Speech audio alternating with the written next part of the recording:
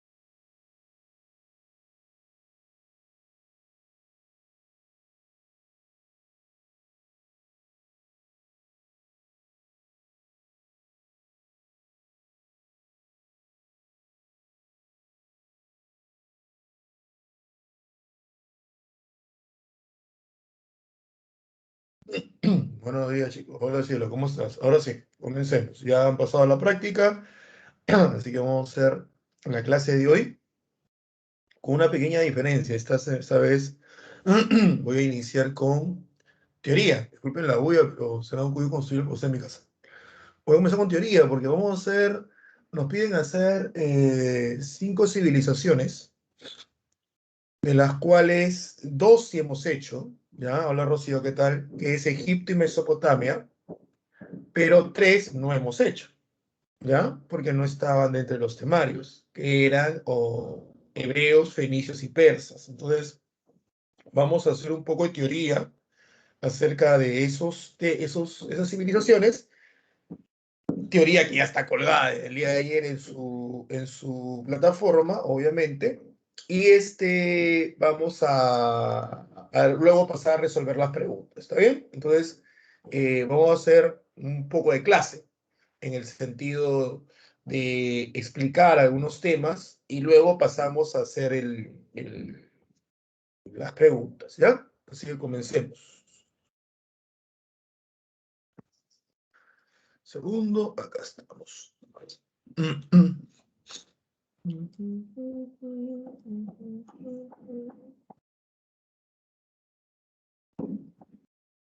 Ahí está.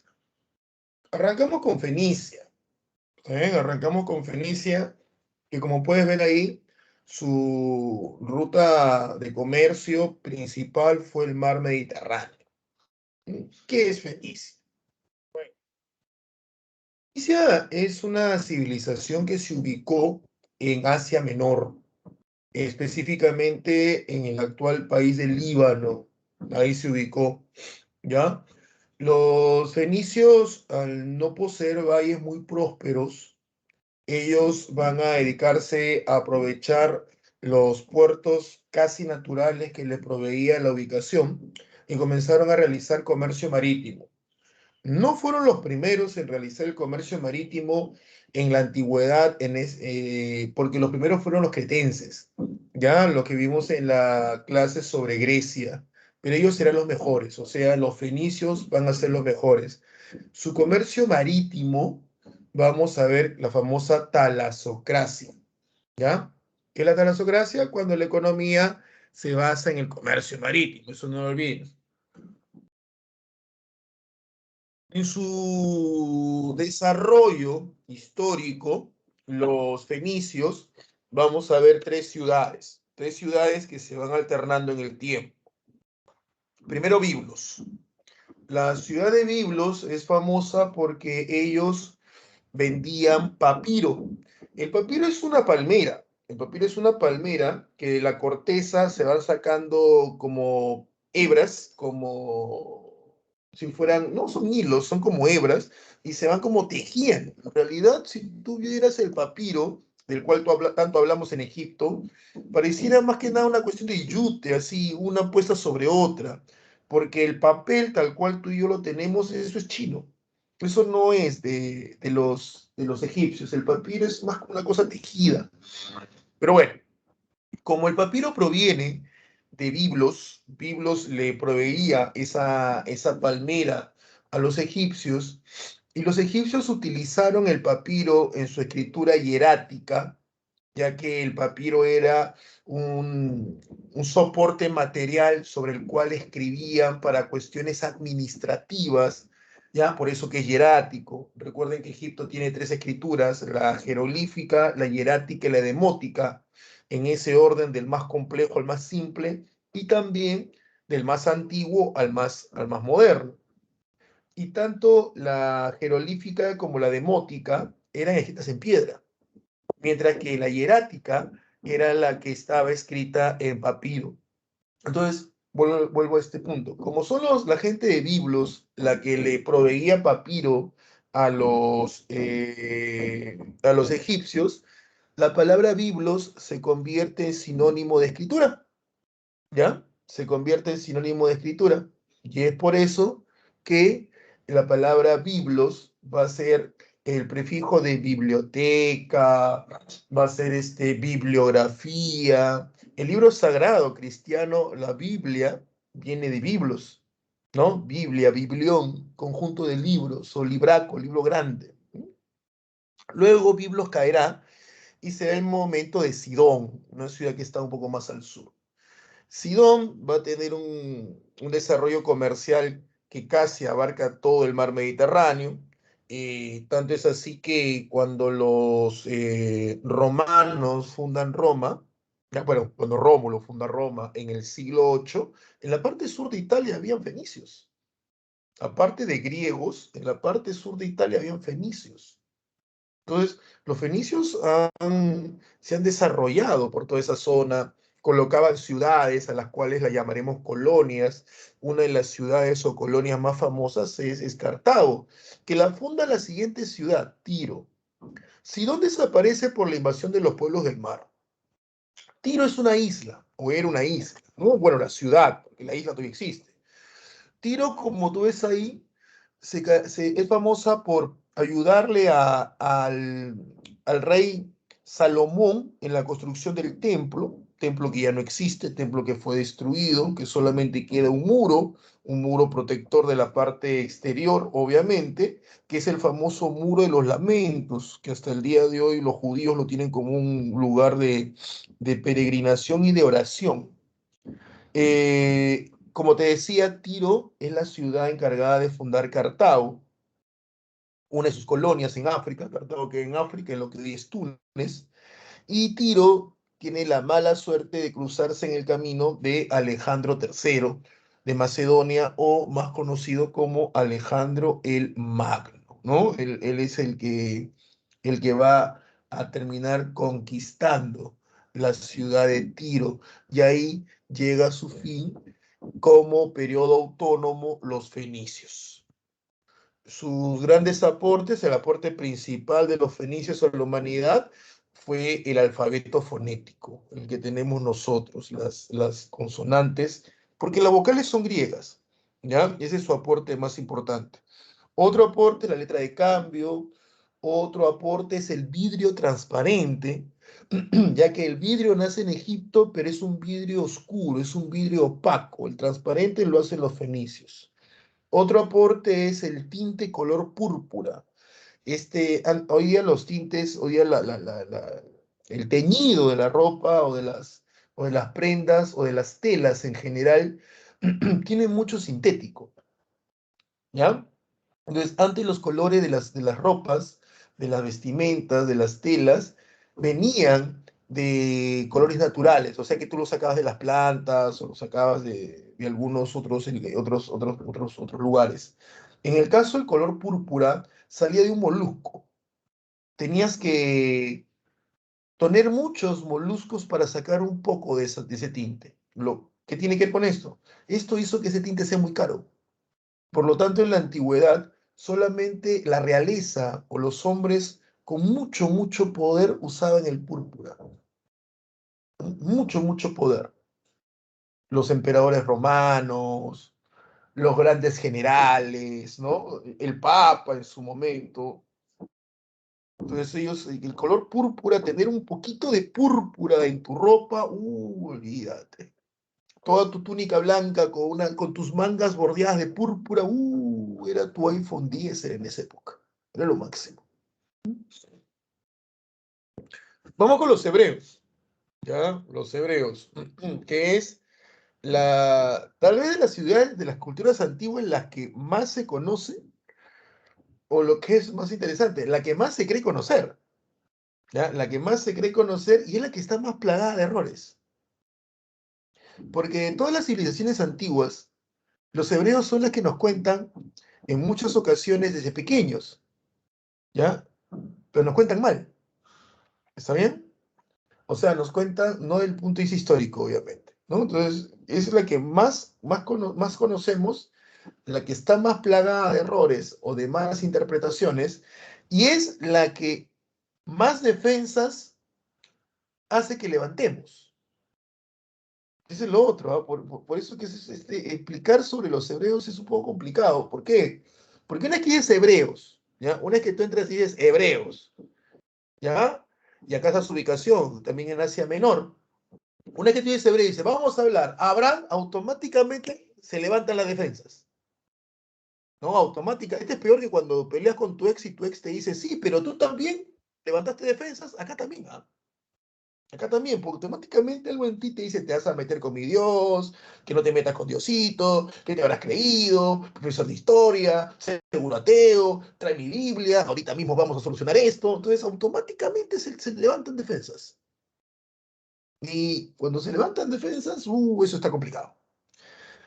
Así que antes de entrar a este tema cortito, que va a ser cortito nada más, punto uno, de Dios yo no hablo. De Dios yo no hablo por una sencilla razón, ese no es mi curso, ese no es mi tema, eso lo habla la teología. Yo enseño historia. Y la historia lo que enseña es todo hecho, evento que el humano ha desarrollado en conjunto. Así que lo que nosotros hacemos es estudiar, analizar, criticar y aprender de las acciones humanas e instituciones humanas. Entonces yo de Dios yo no hablo, para nada hablo. Que si Jesús es Dios, no, eso, con eso yo no me meto, porque eso no incumbe a mi curso. De lo que sí hablo, porque sí le incumbe a mi curso, es de la religión. Porque la religión es creación humana. ¿Entiendes? El que Dios exista o no exista, ese debate yo no entro, porque no tiene que ver con mi curso. El que Jesús sea Dios o no sea Dios, yo no entro, porque no tiene que ver con mi curso. El cómo está conformada la iglesia, ahí sí. El cómo la iglesia o una religión a través del tiempo, a través de los siglos, fue modificando su forma de pensar o modificando algunas cosas debido a las circunstancias históricas, ahí sí, ahí sí. Y no solamente la iglesia católica, la islámica, la judía, la hindú, filosofías como el budismo, el janaísmo, filosofías como el confucianismo, todo eso. ¿Está claro? Pues tomando eso cortito así para no entrar, para no ser la más larga, punto número uno, el pueblo se llama hebreo. Punto uno, el pueblo se llama hebreo. ¿Está claro? Su origen étnico, que antes se decía raza, hoy, no hoy sabemos que no existen las razas, su origen étnico es semita. Semita. Entonces el pueblo tiene como nombre hebreo. Origen étnico, semita. Semita. Ellos crean una religión. La religión se llama judaísmo. Por lo tanto, el fiel de esta religión es un judío. La persona que sigue al judaísmo es un judío. Ser judío es una fe. Ser judío es una fe. Listo. Una de las cosas particulares que llama mucho la atención sobre esta religión antigua, es que creía en un solo Dios. Creía en un solo Dios. En una época donde todas las civilizaciones que rodeaban a los hebreos creían en varios dioses. ¿Está claro? Pero inicialmente este pueblo hebreo no era monoteísta. A ver, profesor, no le entiendo. Usted me dice que los hebreos creen al judaísmo, sí, y que el judaísmo cree en un solo Dios, sí, en una época donde todos creían en varios dioses, exacto, pero ahora me dice que los judíos inicialmente no eran monoteístas, sí. Entonces, lo que pasa es que el que tú creas en un solo Dios no te vuelve monoteísta automáticamente. ¿Está bien? El que tú creas en un solo Dios no te vuelve monoteísta. Me explico mejor. La creencia en un Dios no necesariamente es monoteísmo, porque para ser monoteísta, se necesita la creencia en un solo Dios y la negación de la existencia de otros. Pero, profesor, pero si tú crees en un solo Dios, por lógica niegas la existencia de otros. No, no es así. Tú puedes creer en un solo, ¿cómo decir, no? No sé. Ahí está. Tú eres hincha de Alianza Lima o de la U. Tú eres hincha de Alianza o de la U. Tú no eres hincha de otro equipo, tú eres hincha de Alianza de la U. Pero tú sabes que existen equipos mucho mejores. Montón de equipos mucho mejores. Acá en Sudamérica nada más. ¿Eh? Montón. Pero tú eres hincha de Alianza de la U. Así de simple.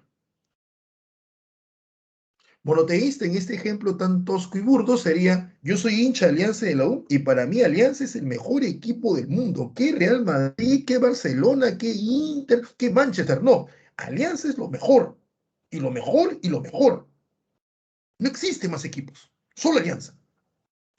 Ese sería un monoteísta puro. Los judíos al inicio creían en un solo Dios, pero no negaban la existencia de otros dioses. Solo que esos dioses no habían creado a los hebreos. Dios crea a los hebreos a través de Adán y Eva. Dios crea a los hebreos. Zeus crea a los griegos. Ra crea a los egipcios. Júpiter crea a los romanos, etcétera, etcétera, etcétera. Sé que ahorita mismo van a decir, profesor, eso está equivocado, yo tengo mi Biblia. Entiendo una cosa, yo te estoy hablando de los judíos. A menos que tú tengas la Torá en tu casa para que me contradigas, tu Biblia, mi Biblia no sirve en este momento. Porque estoy hablando de los judíos. Y la Biblia es el libro sagrado de los cristianos. Que si bien es cierto, la Biblia tiene una parte que se llama Antiguo Testamento. Y el Antiguo Testamento es la recopilación de libros judíos. Dicha recopilación hecha a partir del siglo II después de Cristo sufre modificaciones. Sufre modificaciones. Los sacerdotes encargados de la recopilación de estos textos que más tarde se llamarán Biblia, tuvieron que traducir de hebreo, arameo antiguo a latín. Y muchas veces no encontraban las palabras y las modificaban por supuestos sinónimos, o muchas veces, de manera total, eliminaban libros y eliminaban párrafos, como el libro de Enoc, que no está en la Biblia. O la historia de Lilith, la primera esposa de Adán, que tampoco está en el libro Génesis, pero que sí lo tienen los judíos en sus libros. Entonces, yo no estoy hablando del cristianismo, yo no estoy hablando de la Biblia, yo estoy hablando del judaísmo. Del judaísmo. ¿Entiendes? El judaísmo es el hermano mayor del cristianismo. Del judaísmo nace el cristianismo, pero un cristiano no es judío, como un judío no es cristiano. ¿Ah? Por si acaso. Entonces, yo en este momento me estoy basando en lo que dicen los judíos, o al menos algunos de sus textos. Entonces, inicialmente ellos eran algo que se llama monolatría, creencia en un solo Dios, pero saber que existen otros. ¿Mm? Y hay en la Biblia, en nuestra Biblia, hay pequeños pasajes que nos muestran eso, como el temor de Caín a que otras personas lo maten. ¿A quién le va a tener miedo Caín si solamente eran tres? Él, su mamá y su papá. Luego el libro Éxodo, que es el siguiente, te dice que Adán y Eva tuvieron más hijos. Entonces quiere decir que Caín se casa con una hermana. Pero el libro de Génesis no te lo dice. O Moisés, que cuando ve la zarza ardiendo pregunta quién eres. Si solo creen en un Dios, ¿quién más va a ser? O el mismo Moisés, que cuando pide que los hebreos sean liberados, ve como una vara se convierte en serpiente. ¿Y él qué hace? Suelta su vara y se convierte en una serpiente más grande. Todos sabemos que Moisés no tiene poderes. Los poderes se los da Dios. La pregunta es, ¿y quién le entrega el poder a los sacerdotes? Entonces, hay pequeñas historias que el cristiano ha tomado del judío, pero que en esas pequeñas historias se nota cómo el judío en algún momento vio a Dios y a los dioses.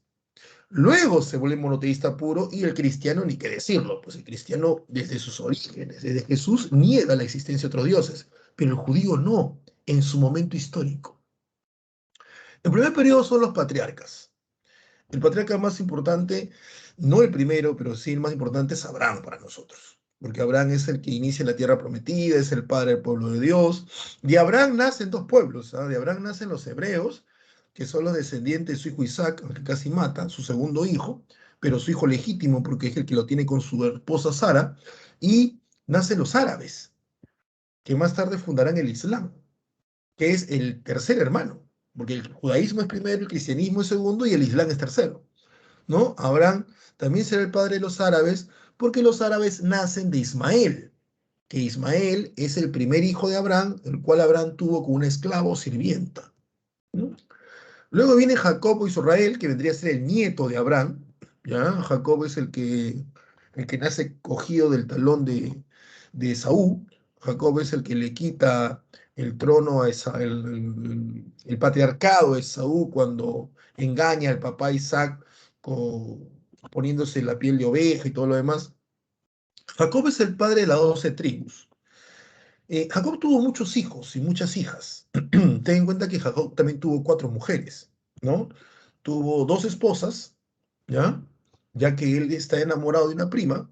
Otra cosa que es muy, muy, muy típico de acá del pueblo hebreo es que como creen en un solo Dios y saben que el resto de pueblos creen en otros dioses, ellos se casan entre ellos. Abraham se casó con Sara, Sara creo que era su prima también. Jacob también se casa con la prima. Y Jacob quiere casarse con una prima y trabaja gratis, dice la Biblia, y esta Biblia se basa en un libro judío, que es el libro Génesis. Trabaja gratis para el tío, pero al final el tío lo engaña entregándole la hermana, la hija mayor, no la hija menor, ya que Jacob está enamorado de su prima, que era la hija menor de su tío. Y Jacob tuvo que trabajar gratis otra vez para casarse con la otra hija. Y Jacob tuvo 2 hijas. Y cada hija, para hacer corta la historia, le entregó una esclava para que Jacob tuviera sexo con ella, ya que la hija menor no podía tener hijos y le entrega una esclava a Jacob para que pueda reproducirse y los hijos de la esclava sean hijos de él y de ella. ¿M? Y así es como él tuvo pues relaciones con 4 mujeres. ¿Ya? Y las 4 mujeres estaban aceptadas, ¿no? Eran las 2 esposas de Jacob y las 2 esclavas, una de cada esposa, o sirvientas. Jacob tuvo 12 hijos, el hijo número 11 es el famoso José, el que descifra los sueños. Es así como José que le descifra el sueño al faraón de Egipto, que era un Ixo, termina en forma de agradecimiento, el faraón termina pues dándole el permiso para que los hebreos vayan a Egipto, es cuando Jacob perdona a los hermanos, ¿ya? Y luego hay un cambio, como tú recordarás en Egipto, hay un cambio de poder, los egipcios recuperan el poder, porque eran los Ixos los que habían permitido la llegada de los hebreos, los neotebanos recuperan el poder y esclavizan a los hebreos. Y es ahí donde viene Moisés, ¿no? Moisés salva de las aguas, libera al pueblo hebreo, caminan, cruzan el Mar Rojo. Cuando Moisés va a traer los 10 mandamientos, eh, es ahí donde comienza el problema, ¿no? Tantos siglos los hebreos habían estado en Egipto que algunos se acostumbraron a tener culto a otros dioses, ¿ya? Profesor, pero no que creían en Dios, sí. ¿Cómo van a tener culto en otros dioses? Hay gente que es católica, bautizada, confirmada, casada bajo la religión católica, se persina, va a misa, cree, carga el Señor de los Milagros, pero cree en el horóscopo. El horóscopo no es cristiano. ¿Mm? Además dicen, yo en mi otra vida es reencarnación, y eso es hindú. Hay más de católicos que rezan, se persignan y hablan del karma, y el karma es budismo. ¿Mm? Toca madera, eso es brujería. Pone guairuro al niño que lo va a ojear, es hechicería. Todo el mundo tiene algo de otra cosa. Entonces, cuando la gente dice, sí, que Jesús nació el 25 de diciembre, Horus también, ¿qué es esto? Hay que ser bien hipócritas para ponernos en ese plan. Bien, bien hipócritas, ¿eh? Pero bueno, el becerro de oro no es otro que el buey Apis.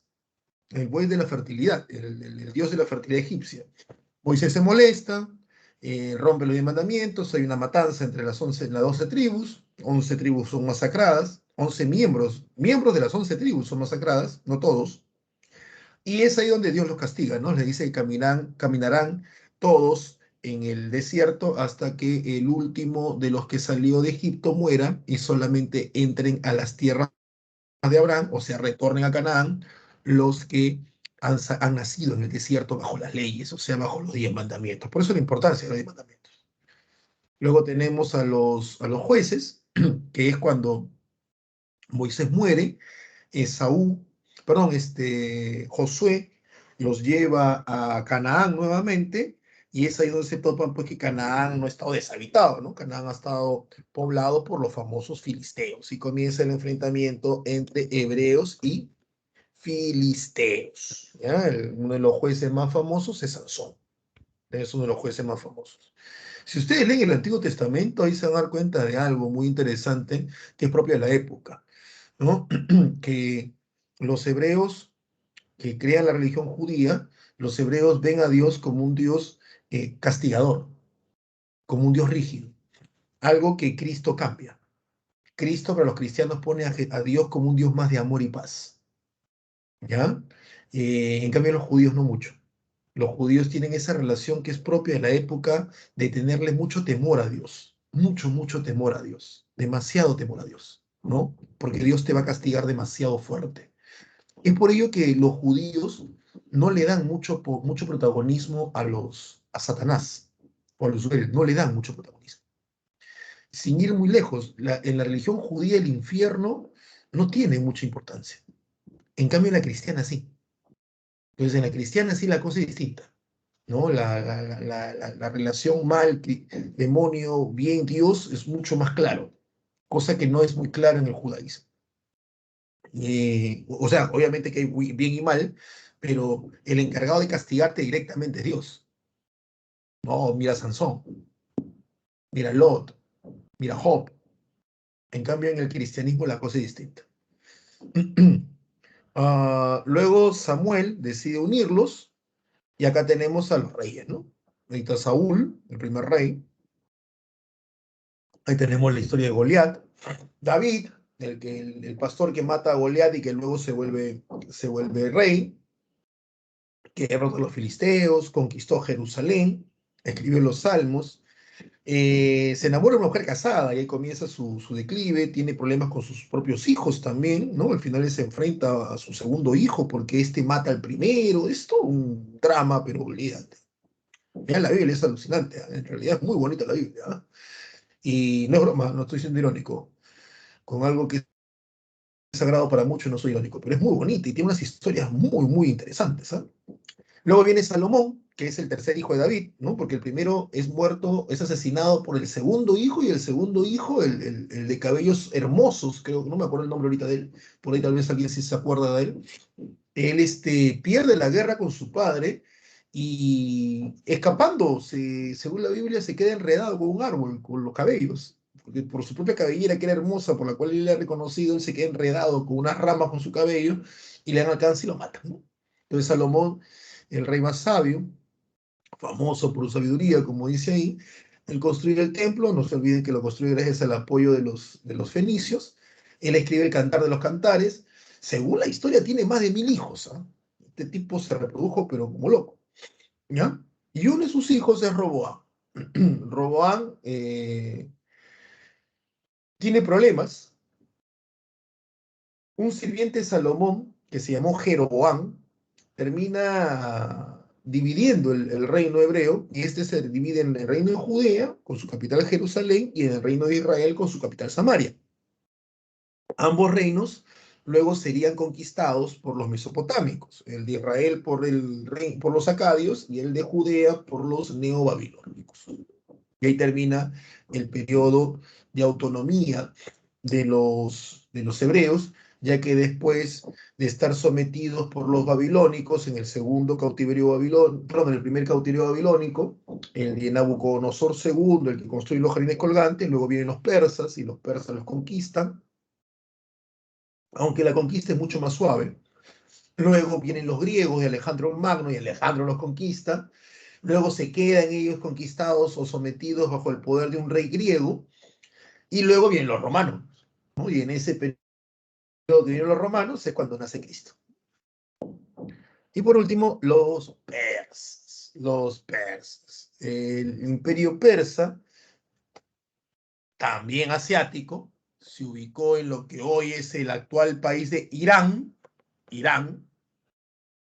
Y el tamaño del imperio persa. Enorme el imperio, ¿ah? Uno de los más grandes que va a haber. ¿Está bien? Mira todo lo que iba a conquistar. Ahí tienes a los tres que nos interesan, que es el que inició todo, que es Ciro el Grande. Él es el que va ¿cómo se llama? Él va a iniciar el imperio persa, él es el fundador del imperio persa. Él une a los dos reinos, al reino medo y al reino persa, por eso se llama el imperio medo-persa. Él conquista Mesopotamia, él es el que acaba con el segundo imperio babilónico y somete a los hebreos, pero de una manera mucho más suave. Algunos historiadores creen que los hebreos apoyaron a los persas en la conquista de Mesopotamia como una forma de venganza.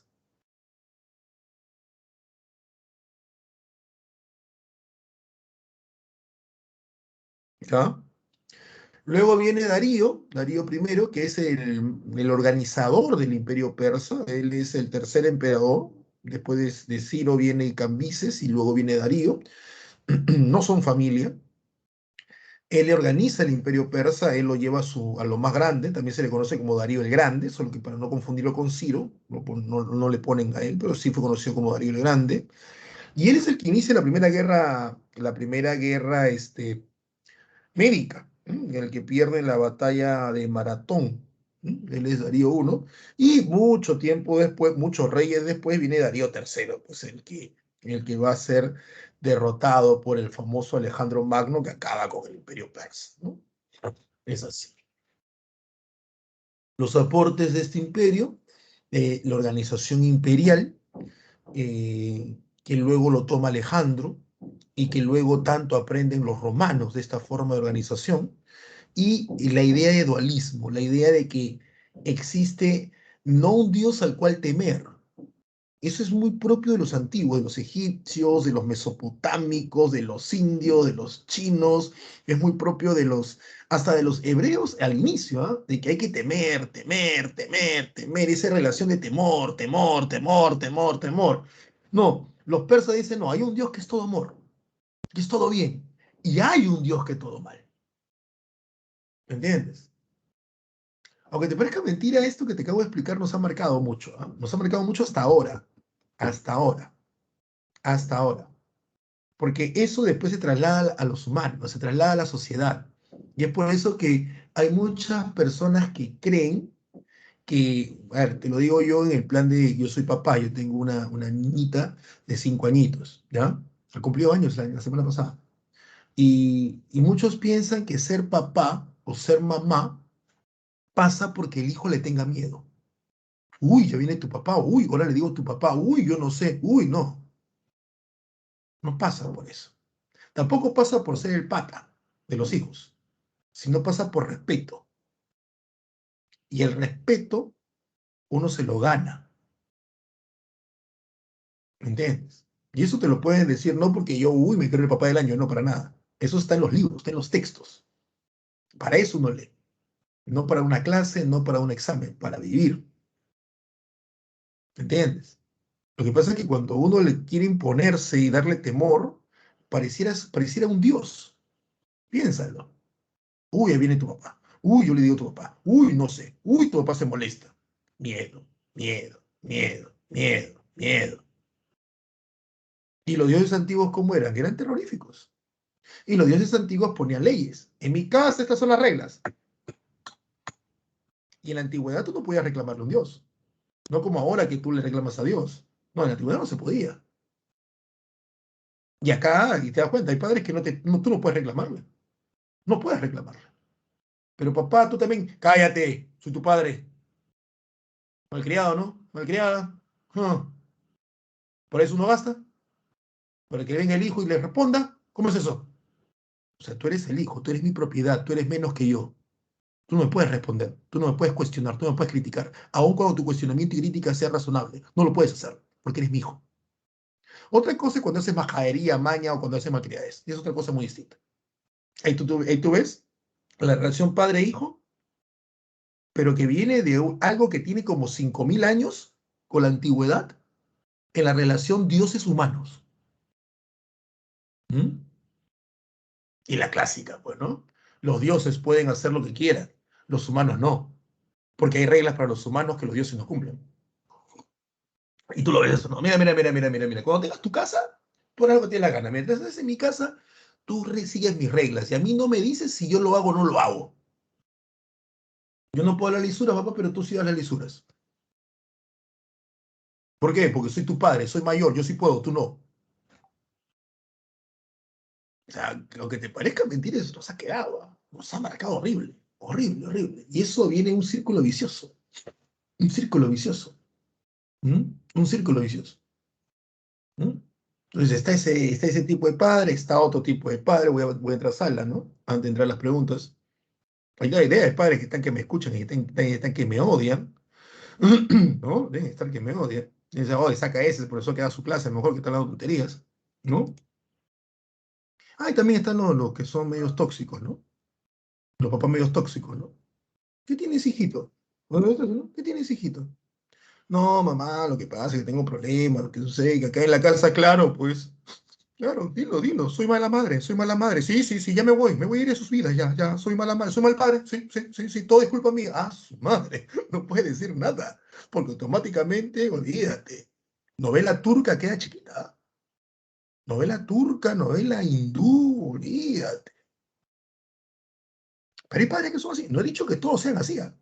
Hay padres que son así. ¿Por qué? Porque los padres somos humanos, pues, y venimos de la cultura. Y hay padres que son así.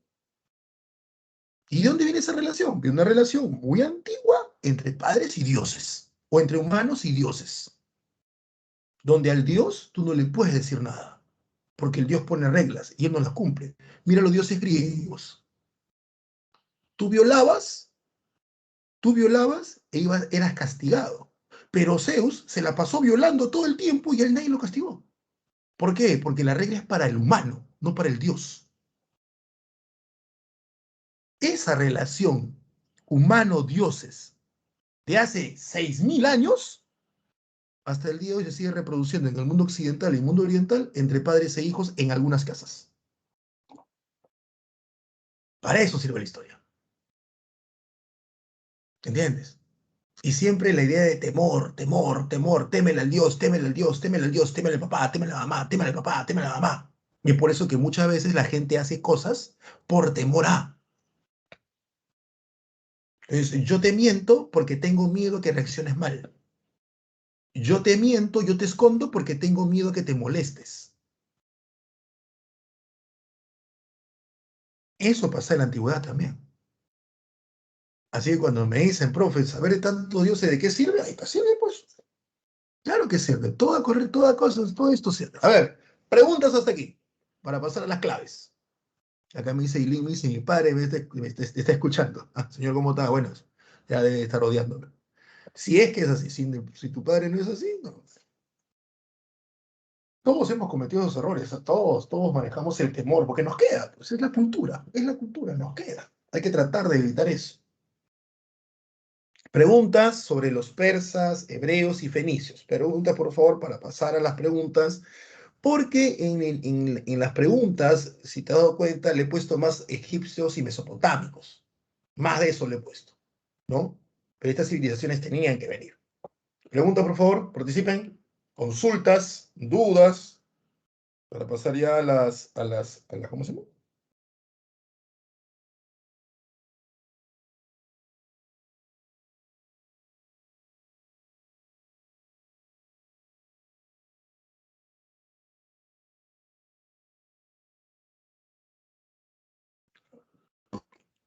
¿Ah? ¿Todo bien?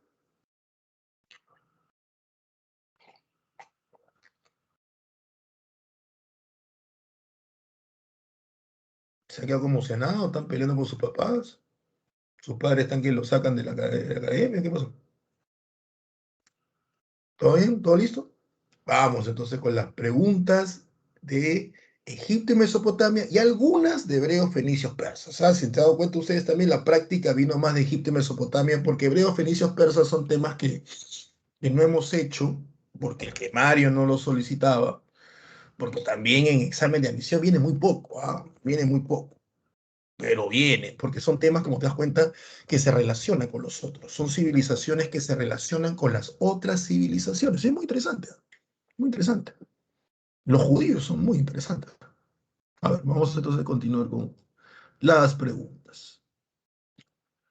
Aquí están.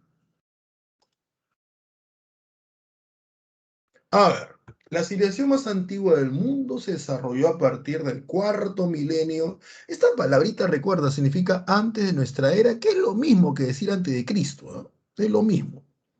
En la Baja Mesopotamia, acuérdate que la Baja Mesopotamia es la parte más fértil, conocida también como la zona Caldeo. Caldeo. El actual país, bueno, si es Mesopotamia, Mesopotamia es Irak. Cuidado, ¿ah? Irán son los persas, es Irak. Pero acuérdate, ¿ah? Irak, uy, caramba, ahora sí. Acuérdate, ¿dónde estoy? Acá estoy. Esa es la clave.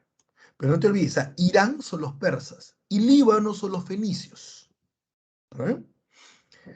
El emperador Hammurabi, emperador del imperio babilónico, todavía en la edad de bronce de Mesopotamia, acuérdense de eso, Hammurabi. Destacado gobernante de Babilonia, desarrolló un conjunto de medidas que lograron consolidar sus dominios territoriales. Exacto. Él hace el famoso Código de Hammurabi. Profe, ¿la ley del talión? No, no es la ley del talión.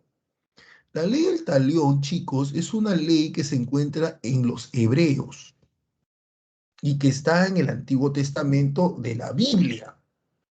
Y la ley del talión dice que la vida se paga con vida, el ojo por ojo, diente por diente. Profesor, pero el código de Hammurabi no tiene algo parecido. Sí, es cierto. El código de Hammurabi tiene algo parecido, pero no es que sea la ley del talión. Lo que sucede es que nuestras leyes actuales, nuestros códigos penales y todo lo demás actuales, se sostienen en una verdad universal, decimos así, se sostienen en un principio básico. Y el principio básico es que todos los seres humanos nacemos con derechos y por ende somos iguales. Entonces, esa es la base de todos los códigos. O sea, cualquier ley que uno quiere establecer debe tener eso como principio rector, principio básico, principio guía. Todos los seres humanos nacemos con derechos y somos iguales. Entonces, en base a ello, se establecen leyes, normas, castigos, etcétera, en la actualidad. Así como existe eso, y por eso que hay muchas leyes que muy parecidas, hay muchas leyes muy parecidas, hay leyes que países toman de otros, y hay leyes que los países generan, pero son muy parecidas porque se basan en el mismo principio democrático. En la antigüedad no existía ese principio. En la antigüedad no vas a hablar pues un hombre libre o un esclavo, ya que existía el esclavismo. Por lo tanto, este principio no existía. Y es por ello que muchas leyes se asemejan, ¿no? Donde el castigo, a ver, como todos somos iguales en la actualidad y como somos iguales y tenemos derechos, los castigos, salvo crímenes específicos, los castigos lo que buscan es, uno, castigar obviamente al criminal y dos, recuperarlo. Recuperarlo. O sea, la idea que se tiene que el ser humano, al ser un ser racional, muy propio del siglo XIX, el ser humano, al ser un ser racional, puede tomar conciencia de lo que hizo y que estuvo mal. Esa es la cárcel. Y la cárcel tiene como objetivo recuperar a ese individuo para la sociedad. Por eso que los delitos, salvo delitos específicos, tienen un tiempo, 15, 20, 25, 30 años, ¿no? Mucha gente cuando dice, ese tipo debería ir 50 años. Lo que tú estás midiendo ahí es por cólera, por la magnitud del crimen y porque él debería estar castigado, lejos de nosotros. La lógica de la penitenciaría, la lógica de los años de castigo es recuperarlo. Es recuperarlo. ¿Se entiende? En cambio, en los códigos antiguos, como no existe el concepto de igualdad, ni el concepto de que tenemos derecho, mucho menos derecho a la vida, ¿m? La lógica del castigo es simple y llanamente castigar y evitar que vuelva a cometerlo. Por eso que te cortan la mano si robaste. Entonces, si te cortan la mano si robaste, uno, va a ser difícil que lo vas a robar, tú dirás, profe, tengo la otra mano. Sí, pero ya quedas estigmatizado para la sociedad. Si no tienes mano es que eres un ladrón. Acá no pasa con que no, dale otra oportunidad, que no eres quien para juzgar. Acá no pasa eso. Acá no pasa eso. Acá es te corto la mano y que todo el mundo vea. ¿Entiendes?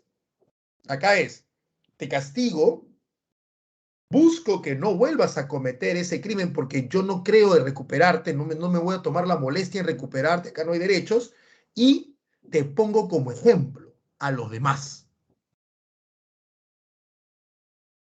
Por eso es que la ley del talión y el código Hammurabi tienen cierta semejanza, porque es la naturaleza, el espíritu de las leyes y los castigos de esa época. Así como en esa época el espíritu y la intención de la relación humano-dioses era tenerles miedo, temor, terror, para que de esa manera la casta sacerdotal tuviera la obediencia del pueblo, aquí en la cuestión legal pasa por castigo, evitar que vuelvas a cometer el crimen y mostrarte como ejemplo, ¿no? Por eso el que miente le cortan la lengua, el que roba le cortan la mano. Y ojo, y estos castigos tan radicales principalmente se aplicaban a las personas de niveles inferiores, esclavos, sirvientes, que por eso que tienen esa semejanza, pero no, el Código Hammurabi no es la ley del talión. No es la ley del talión. Y por último, si tuviéramos que decirlo así, la ley del talión nace en Hammurabi, porque al final los hebreos salen de Mesopotamia. Entonces acá, código de leyes. Esta es la clave. Siguiente. En cada una de las etapas de la historia de Mesopotamia, se llevó a cabo el dominio hegemónico de un pueblo sobre otro. Ah, claro, los sumerios, luego los acadios, los babilónicos, ¿no?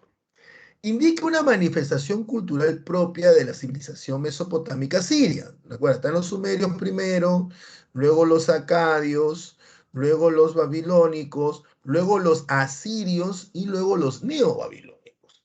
Y una de las manifestaciones culturales, a ver, los toros alados. Porque los sigurat ya vienen de Sumeria. Pregunte San Marcos, o sea, que agarró frío a todos acerca del sigurat. ¿No? La escritura, tanto el sigurat como la escritura cuneiforme vienen de los sumerios. Y los jardines colgantes vienen de los neobabilónicos, la clave de toros alados. Los construyeron el imperio esclavista de la antigüedad, de la antigua Mesopotamia, que logró la máxima expansión territorial, exhibiendo una terrible ferocidad. Ah, ya, si me dice la máxima expansión territorial, esos son los asirios. Los asirios fueron tremendos esclavistas, ¿ya?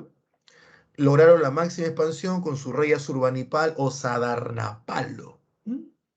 Los hititas son los que invaden Babilonia y llevan el hierro. Los sumerios son mucho más antiguos, ellos son de las primeras etapas, y los babilonios, bueno, depende de cuál, uno o dos, pero ninguno llega a tener la máxima expansión como los asirios. Antes de entrar a Egipto, quiero ver si tienen alguna pregunta sobre Mesopotamia. ¿Ya?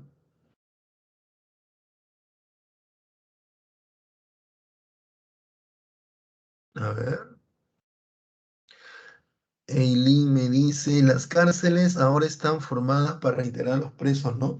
Bueno, en realidad, Eileen, las cárceles debían hacer eso desde hace varias décadas, ¿no? En realidad, deberían hacer eso. Por eso que las cárceles buscan eh, que hagan manualidades, que hagan trabajos, en algunos países es trabajar, ¿no? Depende del crimen, obviamente, pero la idea es que las cárceles deberían hacer eso, no como se veían las cárceles en siglos anteriores, donde eran lugares donde encerrabas a la persona y ahí se quedaba, ¿no? Aquí no, la idea es reintegrarlos, depende del crimen, ¿no? El problema es que eh, no, pues o sea, la sociedad misma no lo ve así. La sociedad misma ve la cárcel como un lugar donde hacinamos, ¿no? Hacinamos a las personas y ahí que se queden. Por eso que uno dice, no, va a la cárcel y termina saliendo peor, porque no existe pues el componente de recuperación, pero sí existe el componente de que te vas a encontrar con más personas que al final te siguen jalando al crimen, ¿no? Eso sí, pero sí. Ujú. Milagro me dice, profe, quién era Agadesh? ¿Agadesh? Ah, no, no recuerdo quién era Agadesh. ¿Para qué mentirte? ¿De dónde lo has leído? Quién sabe, no recuerdo el nombre, pero sí el hecho y la importancia. Milagros.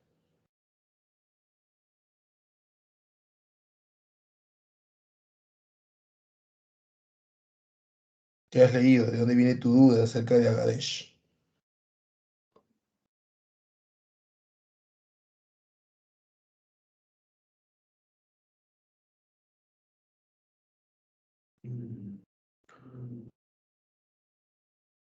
Ahora me cambiaste de pregunta. Los gutis eran un pueblo de pastores que los sumerios contrataron para que acabaran con la imposición a acadios.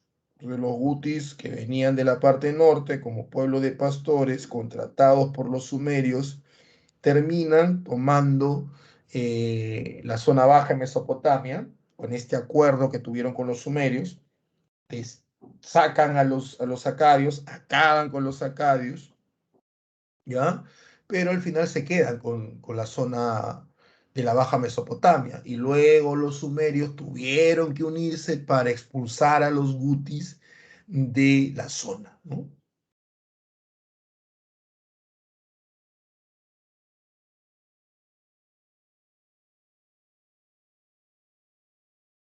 Es así, Milagros. Pero Agadesh, Milagros, ¿qué has leído sobre él para poderte ayudar?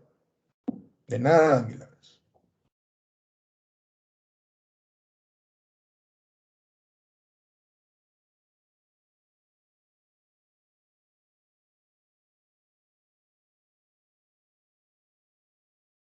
¿Ah? Bueno, entonces sigo con Egipto.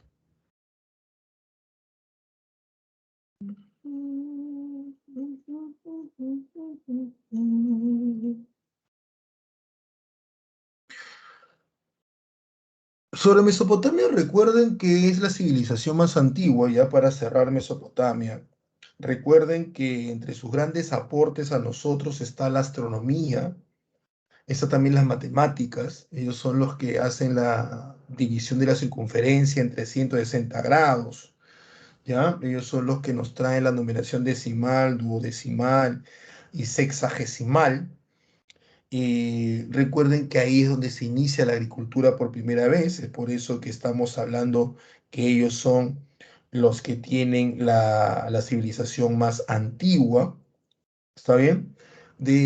Sobre Mesopotamia, en exámenes de admisión, las preguntas han venido relacionados a los aportes o manifestaciones de los sumerios, que vendría a ser pues la teocracia, que es el gobierno de sacerdotes, los famosos en sí.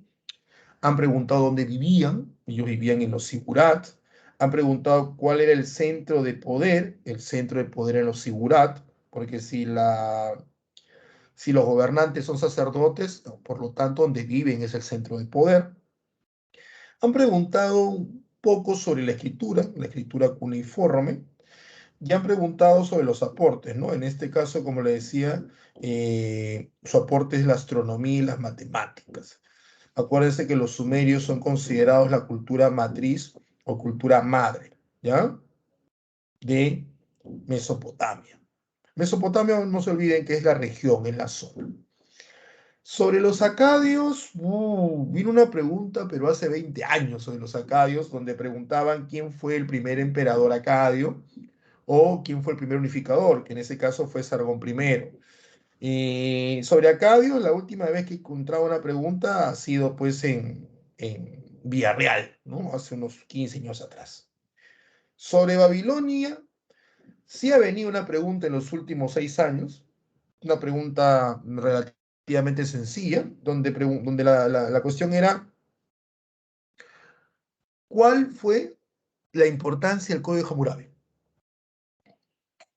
Esa fue la pregunta. Así es, y en los últimos 10 años ha sido, no me acuerdo exactamente cuál. Y la importancia, pues, era el primer código escrito de la humanidad.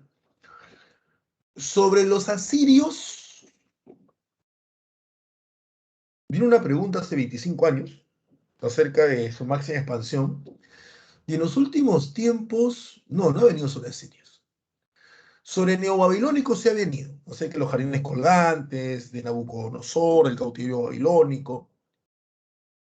No ha venido sobre religión babilónica, sobre Babilonia no ha venido. Babilonia viene sumerios, acadios y babilónicos, ha venido sobre hierro y tita, ha venido sobre el código Hammurabi, ha venido sobre ubicación y ha venido sobre cultura más pegada a las partes de matemáticas y astronomía. Muy pegado a eso.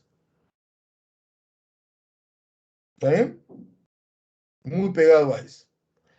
Y lo que sí ha venido bastante, ¿ya? Lo que sí ha venido bastante sobre religión ha sido en Egipto, pero ahora hace 10 años. Hubo un tiempo en el cual San Marcos, en un lapso de 3 o 4 años, preguntó bastante sobre dioses egipcios. ¿Mm? Ya la última vez que ha preguntado, ya no ha venido dioses egipcios. La última vez que ha preguntado ha sido sobre pirámides, cuestiones, más que nada, cuestiones de quiénes construyeron las pirámides.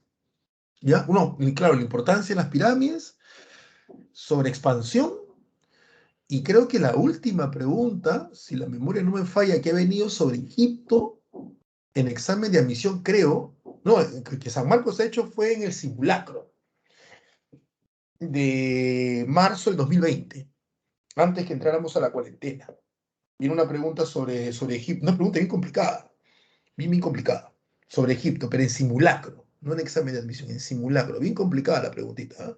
Acerca de los escritos de Tel al-Amarna. ¿Mm? Pero bueno, vamos con Egipto. En el milenario Egipto, los literatos, los administradores y los contadores públicos, bueno, si podría llamarse así, cumplieron una importante función en el gobierno. Fueron denominados faraones, sacerdotes, escribas y visires. La clave, escribas.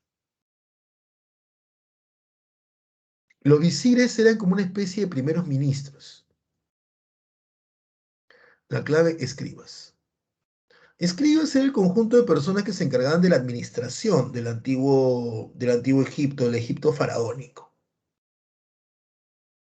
La historia de Egipto es la historia de una constante lucha con los pueblos vecinos, quienes querían apoderarse de la riqueza del Nilo. ¿Cuál fue el primer pueblo extranjero en invadir y dominar el Bajo Egipto? Recuerda que existe el Alto y el Bajo Egipto. El Alto Egipto es el Egipto donde nace el río Nilo. El Bajo Egipto es el Egipto donde desemboca.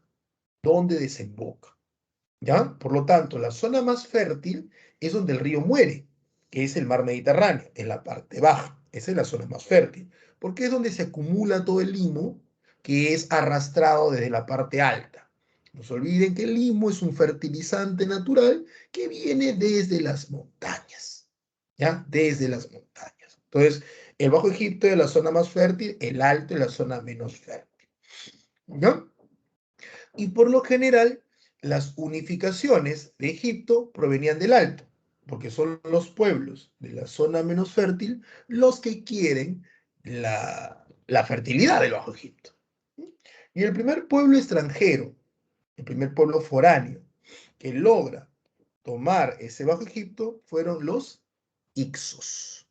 Una de las cosas que deben recordar sobre los Ixos es que en muchos libros de que todavía dicen que los Ixos fueron los responsables de llevar el hierro a Egipto. Y nada más equivocado. Los Hicsos no llevaron el hierro a Egipto.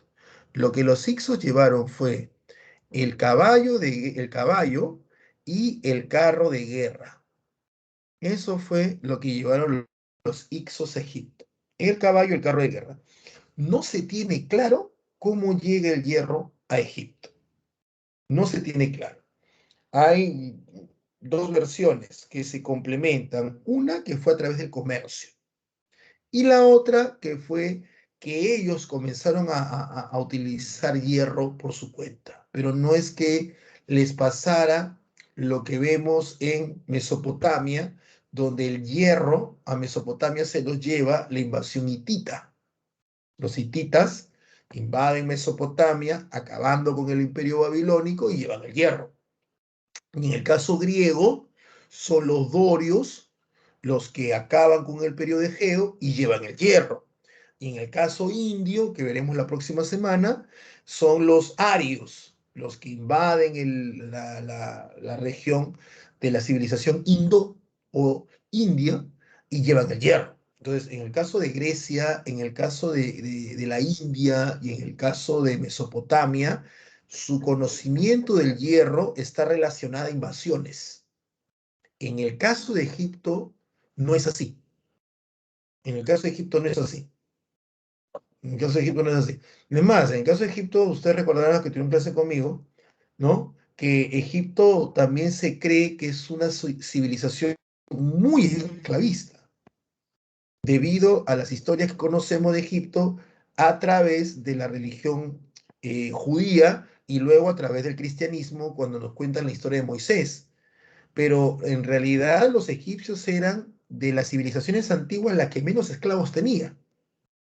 Egipto era la civilización que menos dependía de la mano de obra esclava. Egipto más dependía de la tributación laboral de sus campesinos. Una forma de trabajo y una forma de economía muy semejante a la que luego tendrá el Imperio Inca. Muy semejante. Como el caso de los incas tampoco tenían esclavos, tenían un número de esclavos muy bajo, muy bajo. Los pinas o piñas eran muy bajos. Lo que sostenía la economía inca eran los hatunrunas. Lo que sostenía la economía egipcia eran los campesinos, que luego se les coloca un término turco que es felas, los felas, pero que es el término felas, hasta donde tengo entendido, es un término turco, que designa campesinos, ¿no? No es un término egipcio.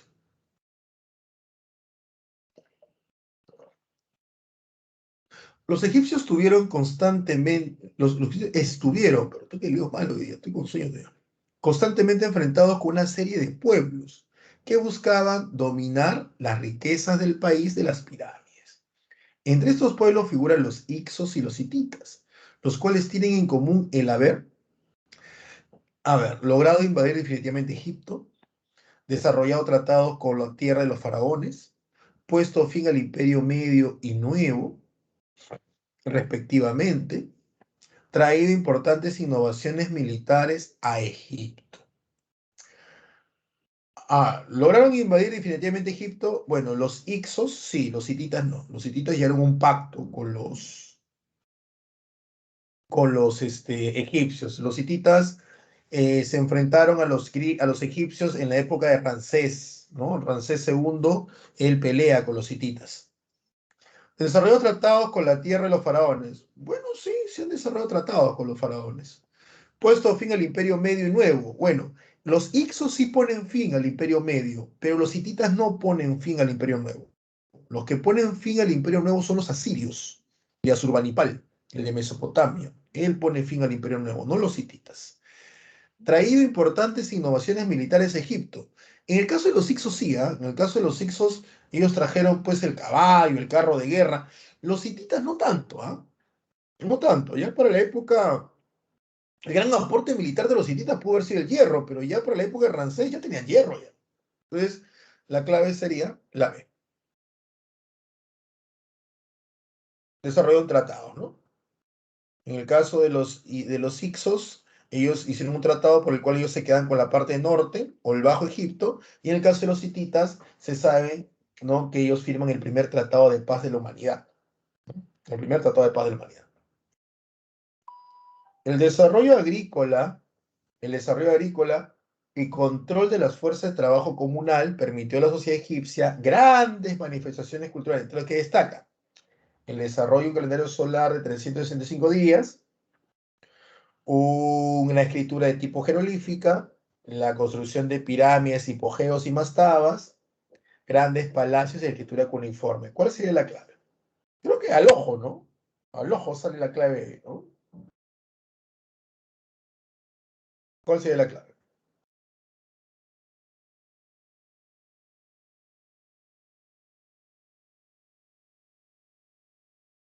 Tengan cuidado, ¿ah? Algunos podrían decir, profe, solo uno. ¿Por qué?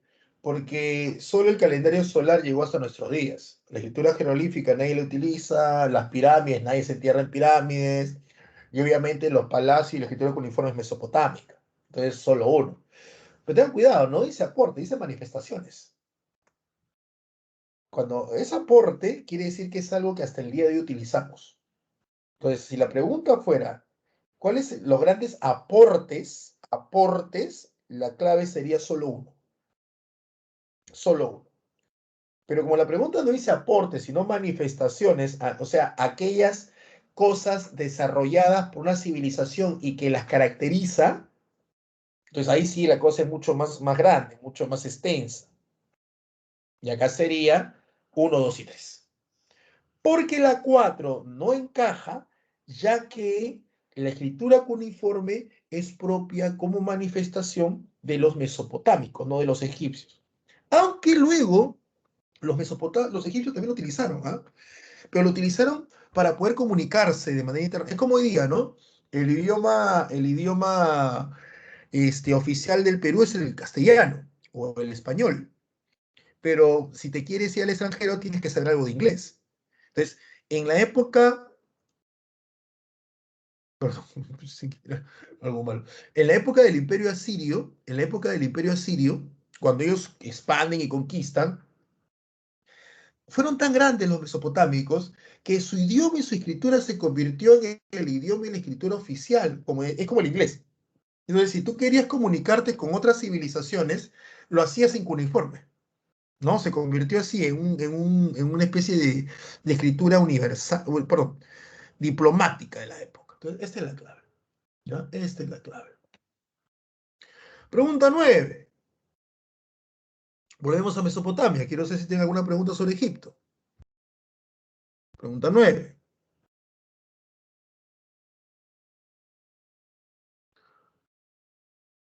Por favor, pregunta sobre Egipto. ¿Alguna? A ver, estoy en sala, por favor. Estoy en sala. Pregunta sobre Egipto.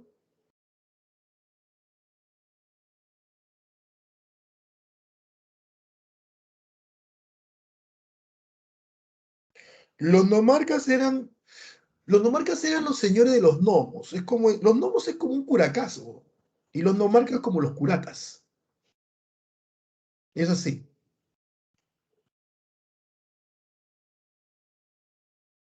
Ujú. Y son los primeros, pues no son del periodo predinástico. Ellos fueron antes de los faraones. Claro, eran líderes locales. Algunos hablan pues que eran líderes locales relacionados al control de las aguas o de los canales de regadío, ¿no? Otros dicen que eran señores de clanes, otros textos dicen que son señores de ciudades. Entonces, para evitar esos enredos, decimos que son grandes señores de ciudades en una época de autonomía, ¿ya? En una época de autonomía donde todavía no existía la idea de un faraón o de un poder que centralizara a todos, que eso es dentro de la historia egipcia el periodo predinástico. Luego viene Menes, el famoso primer unificador, ¿ya? Y es la persona o el nomarca que termina pues sometiendo a todos y haciendo la primera unificación, al cual llamaremos por primera vez faraón, ¿no? Ese sería Menes, el jefe o señor del nomo llamado Tinis, por eso se habla del periodo Tinita. Ujú. ¿Otra pregunta?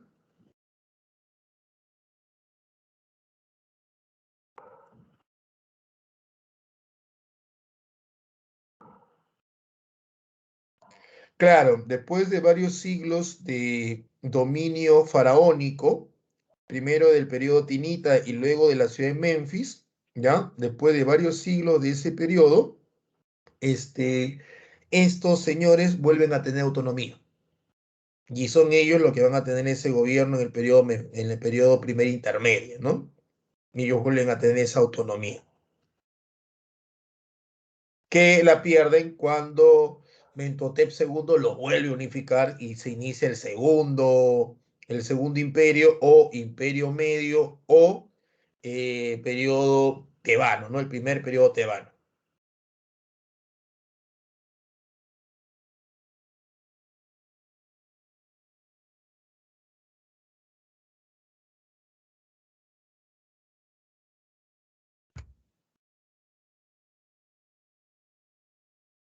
De nada, Eli. Si no hay nadie más, continuamos. ¿Ya?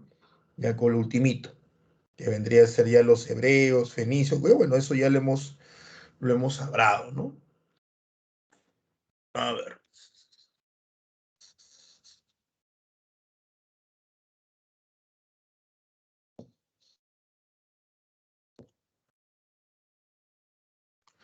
Las primeras ciudades-estados surgen en Sumeria, eso es cierto, gobernadas por reyes sacerdotes llamados en sí, otros textos lo llaman Patesi, desde su centro político y religioso denominado Sigurat. ¿La clave? No, los Shah son de Irán, faraones son de Egipto, en sí o Patesi, esta es la clave. Profe, sultán no son árabes y las pagodas son chinas. ¿Ya?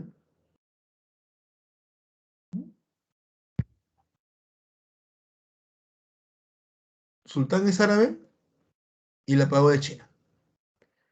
Ordene cronológicamente los siguientes gobernantes de Mesopotamia, o sea, del más antiguo al más moderno: Sargón, Hammurabi, Nabucodonosor y Asurbanipal. Sargón, a ver, recuerden, los periodos son así: sumerios, acadios, babilónico I, asirio y babilónico II. ¿Está claro? Entonces, Sargón es del periodo acadio. Hammurabi del periodo babilónico. Nabucodonosor de Babilónico II. Él es de los jardines colgantes. Y Asurbanipal es asirio. Entonces sería 1, 2, y acá lo permutamos, ¿no? 4, 3. Acá está. Esta es la clave. Esa es la clave. Sargón es el primer unificador. Él somete a los sumerios. Hammurabi, el código escrito de la humanidad más antiguo. Asurbanipal, el que da la máxima expansión a de todas las civilizaciones desarrolladas en Mesopotamia, es Asurbanipal, el de la máxima expansión. Y Nabucodonosor II, el de los jardines colgantes y el que sometió a los hebreos. Él es el que conquista, pues, Jerusalén. Él conquista Jerusalén, ese reino que se divide luego de que el hijo de Salomón no pudiera controlar. Él conquista Jerusalén y se los lleva a Babilonia. Es por eso que en la Biblia muchos hablan de Babilonia, ¿no? Y hablan mal de Babilonia en la Biblia, bastante, ¿no? En el Antiguo Testamento, obviamente, el que es judío, ¿no? Hablan de la Torre de Babel, que al parecer fue el Sigurat de Marduk, y siempre cuando mencionan Babilonia la mencionan como algo negativo, ¿no? La ramera babilónica, la prostituta babilónica, ¿no? Cosas así, bien, bien feas. Tiene que ver con este periodo de conquista. Y las últimas 5 preguntas, que tiene que ver con los temas que hemos hecho hoy, ¿no? Fue el centro de las actividades económicas fenicias y la base de su supervivencia. ¿Cuál fue el centro de las actividades económicas? Bueno, en primer lugar, ¿qué actividad económica desarrollaba Fenicia principalmente? El comercio marítimo. De hecho, por eso es una talasocracia. Entonces, si me dicen fue el centro de las actividades económicas, y su actividad económica es el comercio marítimo, su centro tiene que ser el mar. No hay de otras, ¿no? Y la clave es el mar Mediterráneo. El mar Mediterráneo. Profe, ¿dónde queda el mar Negro? Ah, el mar Negro queda acá. Disculpe que voy a brincarme un montón. El mar Negro queda acá. Y acá queda el mar Negro. Aquí está tapadito. Este es el Mar Negro. Se llama así porque está es bien oscuro. Muchos animales mueren ahí, bien oscuro, ¿no? Ahí se acá el Mar Negro. Y todo esto es el mar Mediterráneo, pues se llama así porque está encerrado por tierra. Mediterráneo, en medio de tierras. Uy.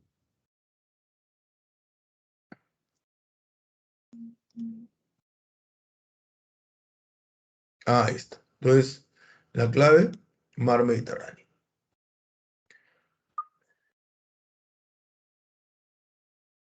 Ahí está. El aporte de los hebreos a la humanidad, el monoteísmo. Profe, no que no. No, dije que al inicio no eran así. Pero ya con Moisés y los 10 mandamientos, sí, ya lo es. ¿Mm? Para muchos es Moisés el responsable del monoteísmo. O sea, el creer en un solo Dios, que ya lo creían, pero además de ello, ¿ya? Además de creer en un solo Dios, el no aceptar la existencia de otros. No, ellos dicen, no, no, no existen otros. Es solamente uno y punto. Esa es la idea de ellos, ¿ya? Eso sí. Profe, el derecho, el derecho es de los romanos. El derecho de los romanos. Profe, ¿y la democracia es griega. Y el alfabeto, bueno, el alfabeto fonético es fenicio. Ujú.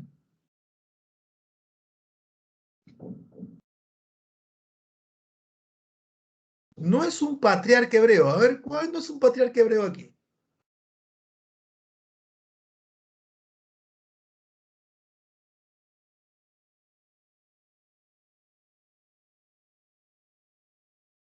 Al ojo, ¿no? Un patriarca hebreo, David, pues. David no es un patriarca hebreo, David es un rey, el rey David. El prototipo de rey, ¿ah? Tanto así que para los judíos el Mesías tiene que descender de él. Hay una gran diferencia entre los cristianos, ¿no? El Mesías aún para los judíos no ha llegado, para los cristianos está esperando su segunda venida. El resto sí, ¿no? Abraham, que es primero, el que llega a la tierra prometida, Isaac, el hijo de Abraham, y Moisés, que es el que los libera. Fundador del imperio persa, Ciro, pues, Ciro el Grande. Él es el hijo de Ciro, Cambises, él conquista Egipto. Y organizador del imperio persa, Darío primero. Darío primero. Y acá están los otros dos, ¿no? Que van a estar él hace la primera guerra médica, él hace la segunda y él hace la tercera. Listo, chicos. Dudas, consultas, preguntas, comentarios. ¿Qué tal? ¿Cómo están? ¿Mm?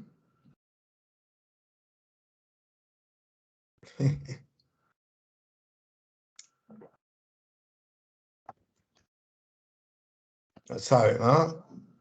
En el caso de Hebreos ha venido muy poco, en los últimos 10 años no ha venido. En el caso de Fenicia se ha venido sobre comercio, y en el caso de los persas, persas, lo que pasa es que los persas están muy relacionados con los griegos, al igual que los fenicios, porque los persas y fenicios se unieron para atacar a los griegos en la Segunda Guerra Médica, ¿no? Y en el caso de los hebreos, están también en la historia, por el caso de Egipto y Mesopotamia. No se olviden que Abraham, cuando sale a buscar la tierra prometida por Dios, sale de Mesopotamia, él sale de la ciudad de Ur. Entonces, por ahí está la relación. Y la Biblia, que es un libro que casi todos tenemos, es un libro que obviamente pues tiene que ver con religión, es un libro que te da paz espiritual, enseñanzas, ¿no? Pero además es un libro de historia, ¿ah? Es un libro de historia, ¿ya? Los hebreos son esclavizados por los egipcios, Elín, en castigo por haber apoyado a los Ixos. O sea, los Ixos invaden Egipto y se quedan con el Bajo Egipto, ¿ya? Se quedan con eso, ese es el segundo intermedio. Entonces, cuando José le descifra el sueño al faraón, en realidad se lo está descifrando a un señor Ixo del Bajo Egipto. Entonces, cuando el faraón le dice a José, dile a tu familia que venga, que acá les doy comida, que acá les doy tierra, el que le está ofreciendo el Bajo Egipto no es un egipcio, es un Ixo. De los hebreos vienen y viven en Egipto, en el Bajo Egipto, durante el dominio Ixo. Pero cuando siglos después, un siglo después, los egipcios logran recuperar el Bajo Egipto y matar y expulsar a los Hicsos, a los hebreos que llegaron con los Hicsos los esclavizan por castigo, por haber sido aliados de los invasores. Por eso es la esclavitud de los hebreos por parte de los egipcios. Bueno, chicos, espero haber respondido bien tu pregunta, Ili. ¿Ya? Así fue la cosa. Ah, y por si acaso, para la época ya no se hacían pirámides, así que los hebreos nunca hicieron pirámides. Hicieron templos, hicieron palacios, pero no pirámides. Bueno, jóvenes, si no me preguntas, nos estamos viendo. Que tengan un muy buen inicio de semana. Repasen bastante, estudien bastante. Eh, ya les he dicho, no se estresen demasiado, lean, vean series, en sus momentos libres, obviamente, vean películas, mejor películas, porque serie te enganchas muy feo. Hay una película que te recomiendo, si es que has visto, quieres relajarte y nada, para relajarte un fin de semana. Está en Netflix, debe estar en DVD, se llama Te Veo. Lo vi el fin de semana, me gustó la película, bastante, ¿no? Te Veo se llama. Nos vemos la próxima semana, chicos, cuídense bastante. Todas las preguntas y la teoría que hemos hecho hoy día están ya en la plataforma del día de ayer, ¿ah? Ya la pueden revisar. Chau.